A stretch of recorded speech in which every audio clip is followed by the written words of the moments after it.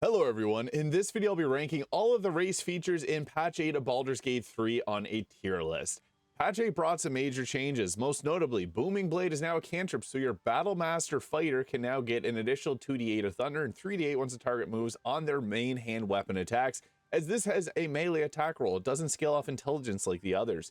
This is extremely powerful and changes the meta. Now, a couple things I do want to mention first before we get into this. I will be ranking this based on the different proficiencies that the races bring and the features, not on anything else. And two, play what you think is most interesting. You honestly just want to play something that looks cool, go for it. If you want to play a Dragonborn, give her. It doesn't really matter at the end of the day. This is just purely based on the features that they bring. First up, we'll start with the High Half-elf here. Now, again, the High Elves get a major buff now being able to get Booming Blade. Previously, if you weren't playing a wizard, because these use intelligence for their attack roll, you'd want to take Mage Hand to throw healing potions at your team, and Minor Illusion to group enemies together, or Friends. Those are the ones that you'd want to go with. Now, Booming Blade is the most attractive option here, because this just adds additional damage on a melee attacker.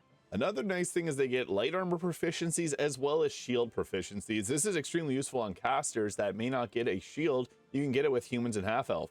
You also get dark vision up to 12 meters and the Fey Ancestry advantage on saving throws against being charmed, and magic can't put you to sleep. You also get weapon proficiencies with spears, pikes, halberds, and glaives, which is nice to have, but shields is probably the biggest thing there for being a half-elf.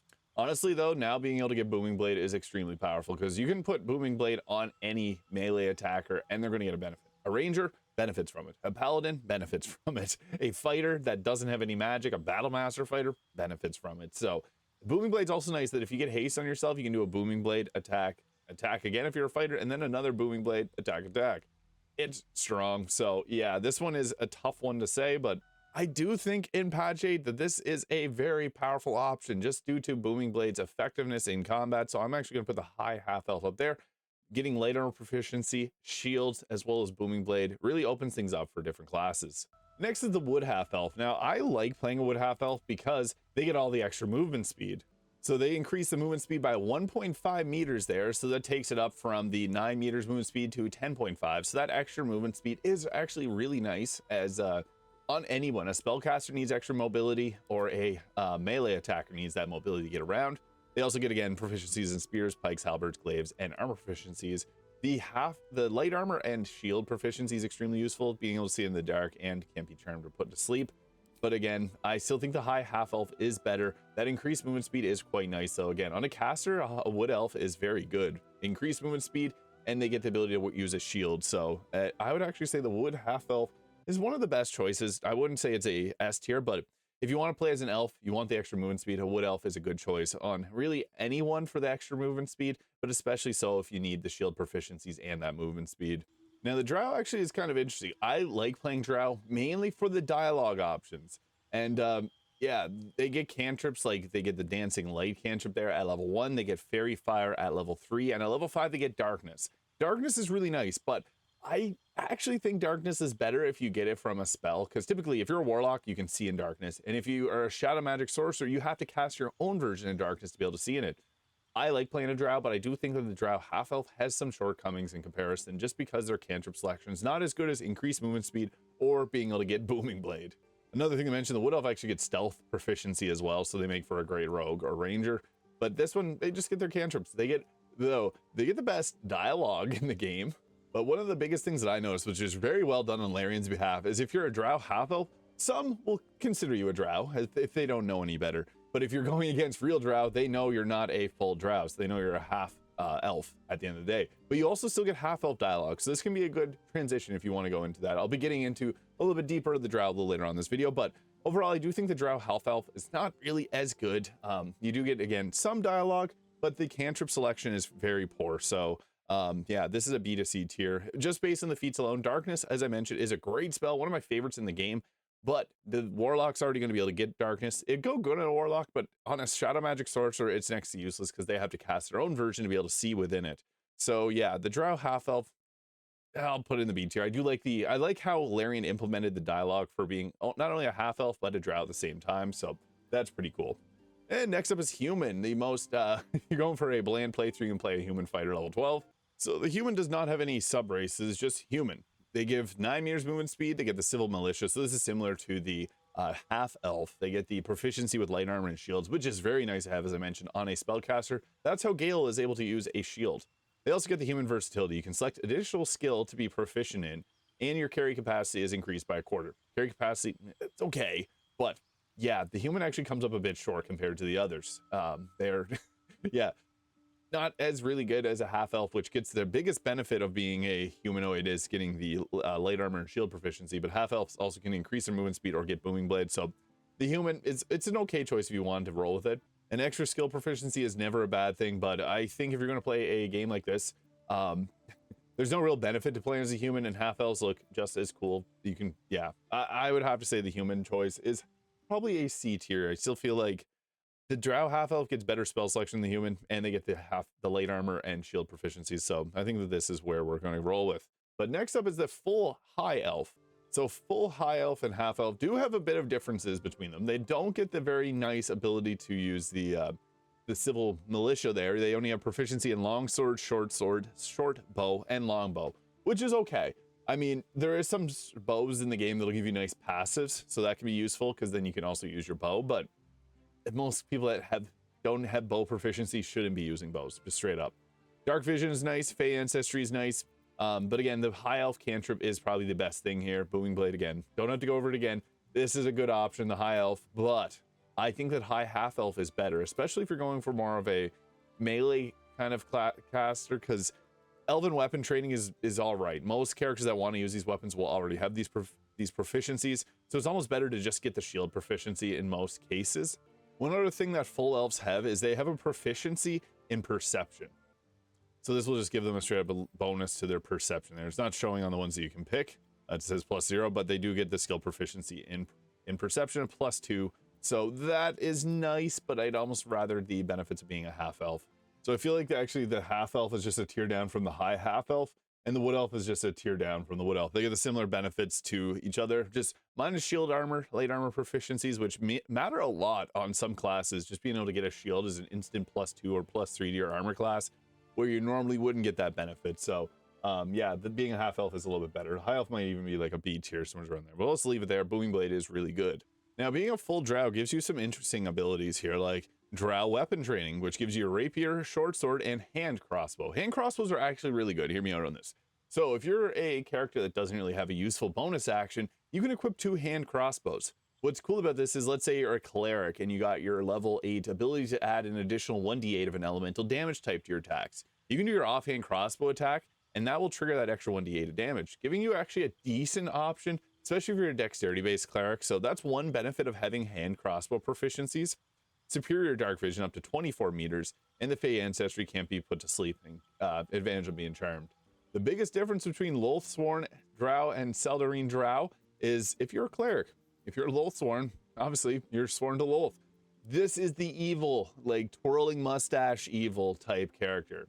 So they're raised in Lolth's cult in the city of Menzoberranz, and these Drow embody the virtues of the corrupt and merciless goddess. Lolth marks her followers with bright red eyes, so in the Underdark will learn to fear them on sight. Whereas the Seldarine Drow, they get the option of choosing any deity here. Now, this is kind of like, what's cool is the dialogue between these. So I talked about half-elf. Sometimes you get the drow dialogue, sometimes not if they know better.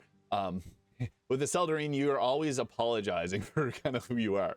You do get a lot of drow dialogue. Goblins will fear you, all the same thing as Lolth-Sworn, but you're like, yeah, I'm not that bad. I don't have the red eyes. And you'll actually mention the red eyes that Lolth-Sworn Drow will have. So kind of cool. Depends if you want to go full evil persona. Lolth-Sworn will be best. Seldarine's better if you want to kind of play good character, middle line. You'd even be an evil character. It doesn't really matter too much, but the dialogue will be more leaning towards being decent, not so much evil as a Lolth-Sworn Drow would. They also both get the proficiencies in hand crossbows, or both get proficiency in perception like an elf would, but the biggest benefit is their handbow crossbow abilities, because someone that doesn't have any bonus action ability can now do an offhand attack. That's still not as great, so I think they're great for roleplay. I might just put the Lolth-Sworn there. We'll put them both there, I guess, because they both have great dialogue. I would say probably the second most. I still think Gith may have the most dialogue in the game compared to the two of them, from what I've experienced at least, and from what others have said. They potentially could have more.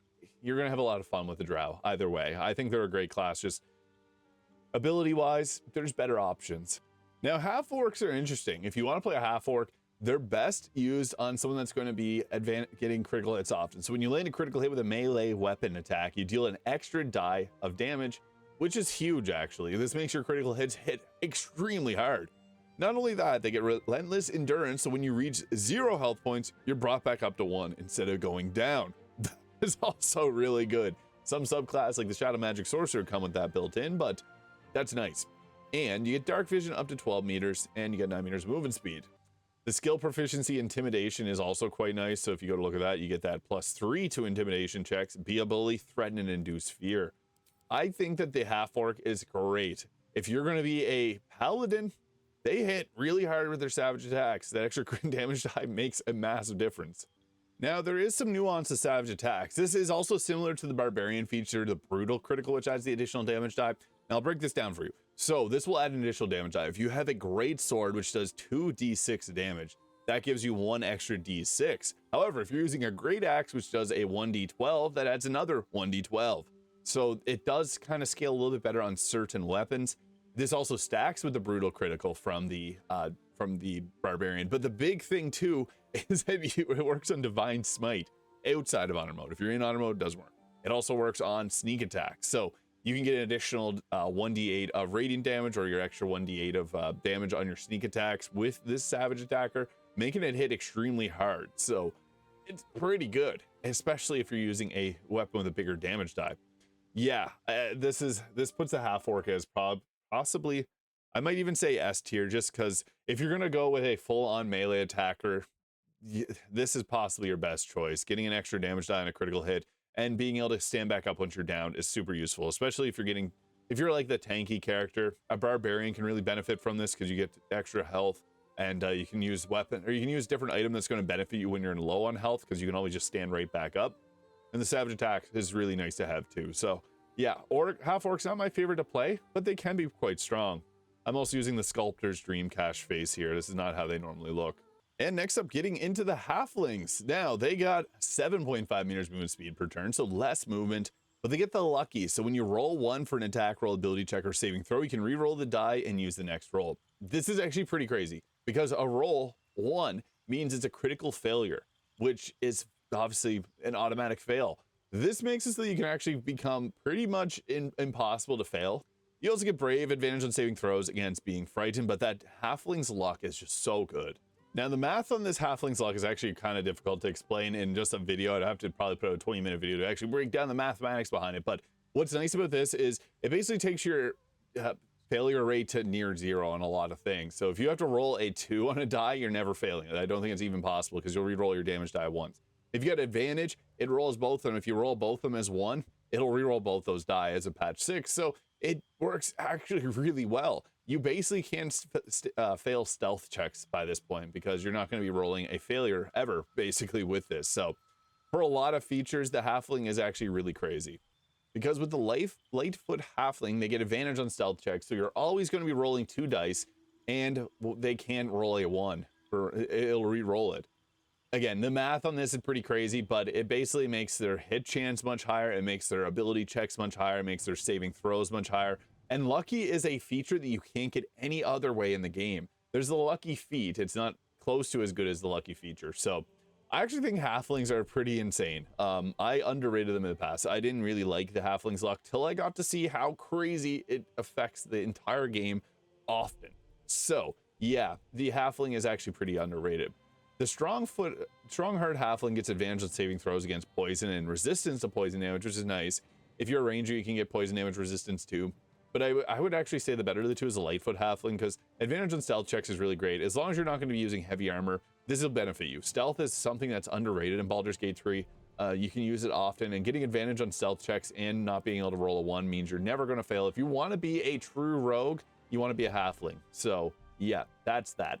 Now, I will put both of these on the tier list here. So the Lightfoot Halfling is actually, if you want to play a stealth-based character, I'm actually going to put this up in the S tier just because this is the absolute best stealth character. The Halfling's luck is super powerful. I'm going to put the Strongheart in the A tier, but the Lightfoot Halfling is actually really good. I was a non-believer for a long time, and just try it out if you're okay with playing a shorter race.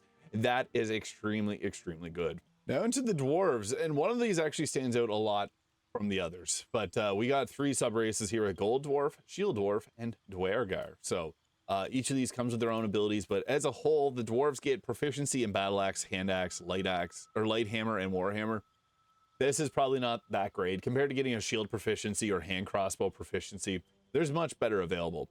Dark vision is okay up to 12 meters. Dwarven resilience, so this gives you advantage on saving throws against poison, and you have resistance to poison damage. Again, poison damage is somewhat common in the game, so it's nice to be able to resist that. But the big things come down to their sub-race features. So Dwarven toughness, your hit point maximum increases by 1 and increases by 1 every time you gain a level. So in essence, Gold Dwarf just get 12 more health points. The Shield Dwarf gets proficiency in light and medium armor. There's only 2 races in the game that get medium armor, the Gith and the Shield Dwarf. So that's good, but again, less movement speed. And if you really want to get medium armor proficiency from a race, Gith is just the way to go, in all honesty, unless you're really wanting to play a dwarf.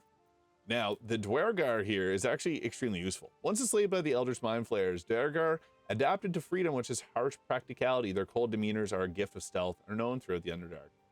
Dark vision up to 24 meters. Duergar resilience, you have advantage on saving throws against illusions, being charmed or paralyzed. But the big feature of the Duergar is actually their stealth. They get special Duergar magic. So at level 3, you get an enlarged spell, and I must say, enlarged Duergar looks awesome. And you also get invisibility. This is not like other invisibility though. It's at will invisibility. This is another one that plays really well if you want to be stealthy, because at level 5, that at will invisibility, it can only be used once per combat, but outside of combat, it's at will. You can use it infinitely. So that's really good because invisibility is super useful. But if you're going to go stealthy, I still think that the Lightfoot Halfling, just for my testing, works better. Being able to get advantage on stealth checks and can't get a 1 on you re-roll your 1s is very, very effective. This, however, is really good too. I mean, the Dwarven proficiency sucks. Dark vision's nice. Dwarven resilience is good. Resistance to poison damage is always nice to have. But yeah, I think the Gold Dwarf's okay. Getting health points is nice, but sacrificing movement speed and better proficiencies. Shield Dwarf's cool for medium armor, but again, if you're going to want to use this, the Gith is better. And the Duergar's the best of the 3. Getting yourselves superior dark vision gets advantage on saving throws against illusions and charmed or paralyzed, but the invisibility is a big feature of the Duergar. So with that, I'd have to say the Gold Dwarf is probably somewhere around, actually, I'd have to say C tier. Shield Dwarf above the Gold Dwarf, maybe above Human just for the medium armor proficiency, but Human has more movement speed. And the Duergar, I'd have to say, is a tier pick. I'm going to put them behind the Half-elf, maybe somewhere around there. The invisibility is really good, but if you want to go full stealth, I personally, the Halfling is much better. Halfling's luck is so good. Duergar, the invisibility outside of combat is nice. Not requiring a spell is nice as well. And you can only use it once per combat, but that's still pretty good. Greater invisibility kind of trumps just regular invisibility as a whole. So for a full stealth class, Lightfoot Halfling, Sword Bard. That's your best way to go full stealth, because you get greater invisibility and you get advantage on stealth checks and you get the ability to reroll your 1s. And next up, the Gnomes, which have some cool abilities. So they can think of Gnome Cunning. You have advantage on intelligence, wisdom, and charisma saving throws. That right there is really good. It's actually one of the best racial features. Advantage on wisdom saves is particularly really good because wisdom saves are going to be some of the most screw you saves. Command and hold person. If you get held person, they can come in and critically hit you and then you're dead. If you get hit with command, it's going to break your concentrations. It's going to do a lot of damage. So getting that's nice. And also intelligence checks are common, or intelligence saving throws are common too with mind flayers. So that in itself is extremely effective. Between the sub races here, you get the Rock Gnome, which gets the ability to see in darkness up to 12 meters. And they also get the Artificer's Lore, adding twice the proficiency bonus to history checks, which is okay, I guess.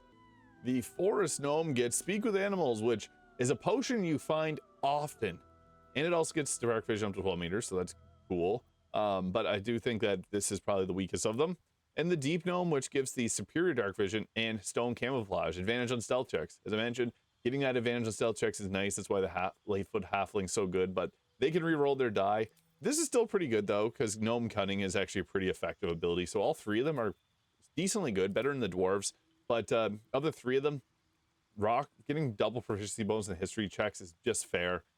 Getting Speak with Animals with the most common potion I feel like in the game, and it's also a spell that a lot of people can get, just fair.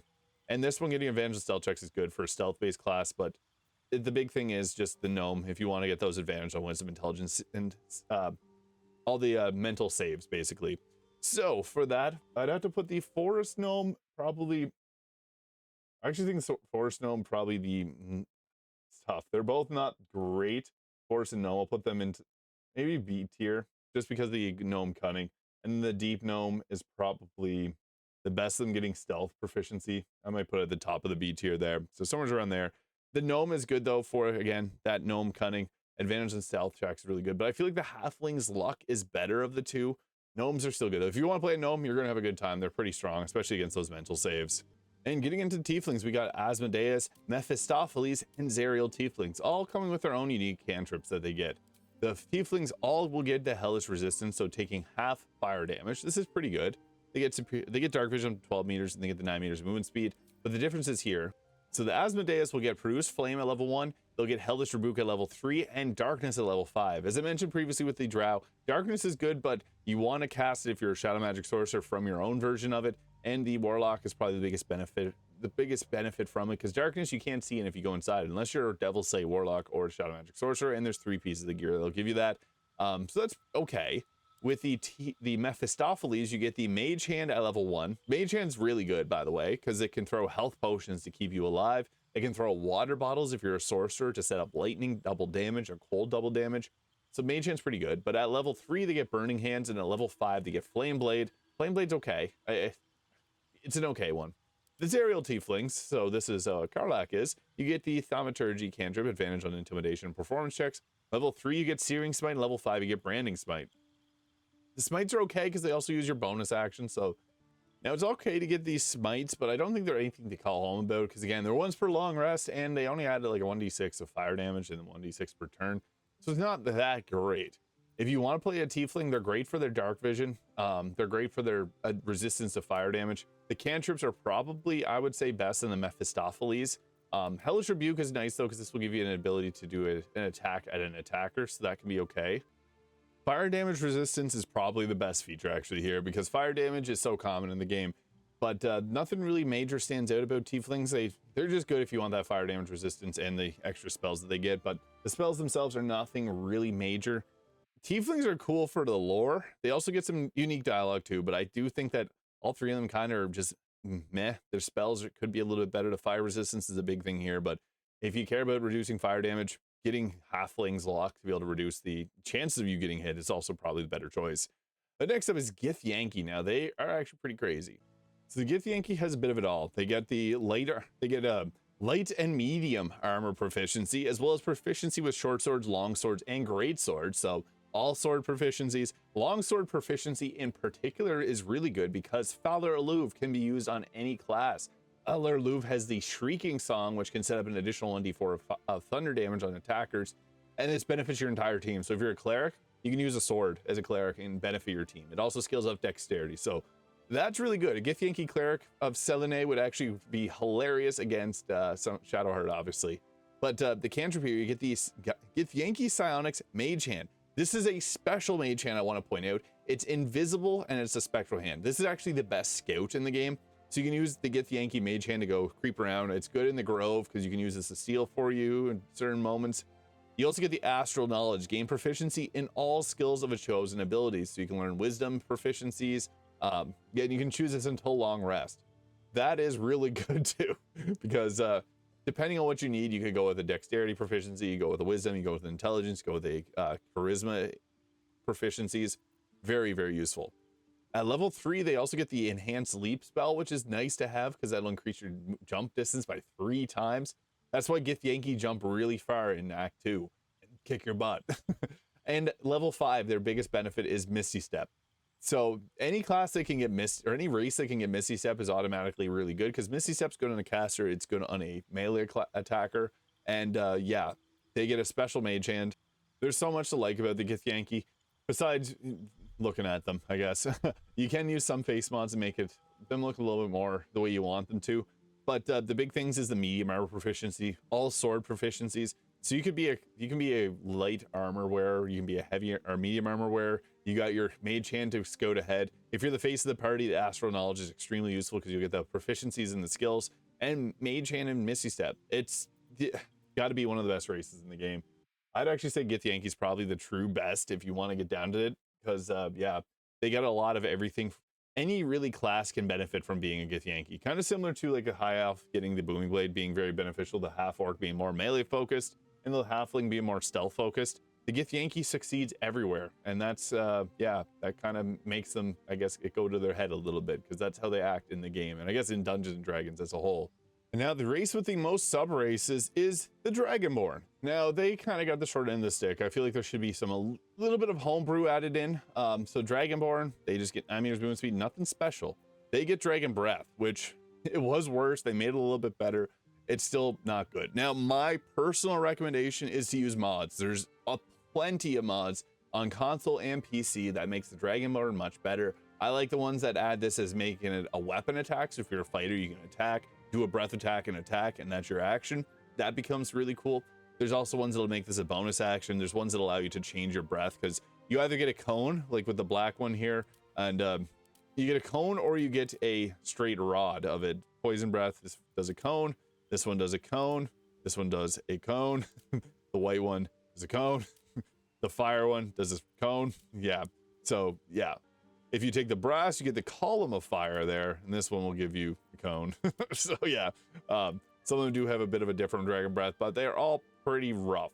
Whatever elemental damage type you get that resistance. So poison resistance, that's cool, but not a major difference, because you can get poison resistance from something like a much better race.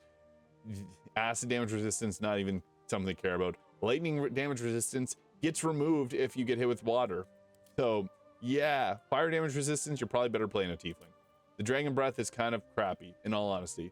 Again, mods correct this. The dragonborns look cool.